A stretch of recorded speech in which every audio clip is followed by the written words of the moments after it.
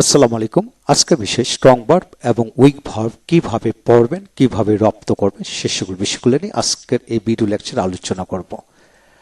আজকের ভিডিও লেকচারটি Khan method complete book of tense and auxiliary verb এই বই থেকে না হলো পেজ নাম্বার 14। আমরা শিখব 14 নম্বর পেজ থেকে। পুরো পৃষ্ঠাটা আমরা পড়ব কিভাবে রপ্ত করবেন। যেমন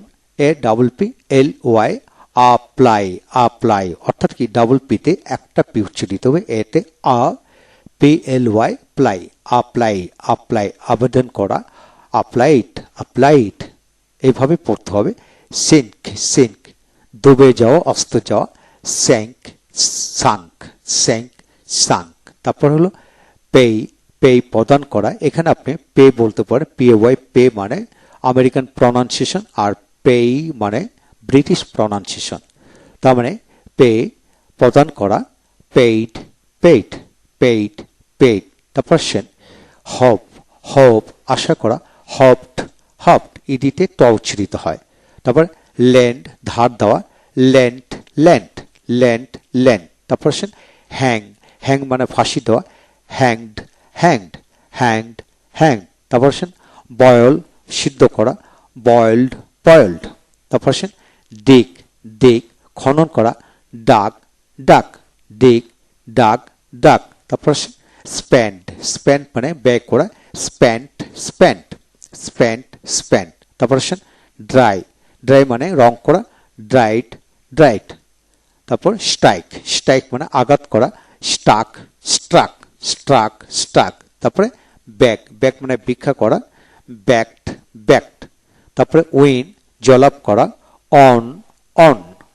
তারপরে রিসাইট মানে আবৃত্তি করা, রিসাইটেড।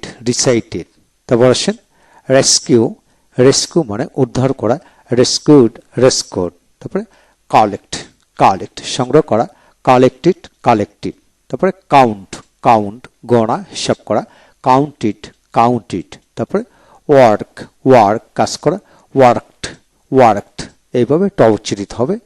তারপরে স্যাটিসফাই সন্তুষ্ট করা, স্যাটিসফাইড। তারপরে রিসিভ গ্রহণ করা, রিসিপ্ট। তারপরে সাপ্লাই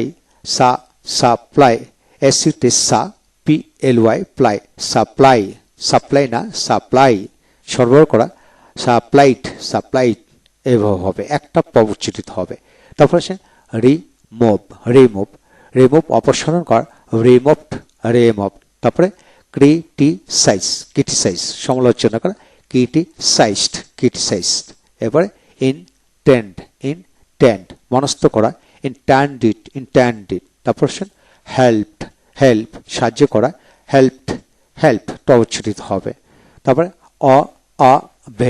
অভেই মান্য করা, অভেইড। তারপরে শুট গুলি করা, শট। তারপর আসে লুজ হারিয়ে ফেলা, লাস্ট।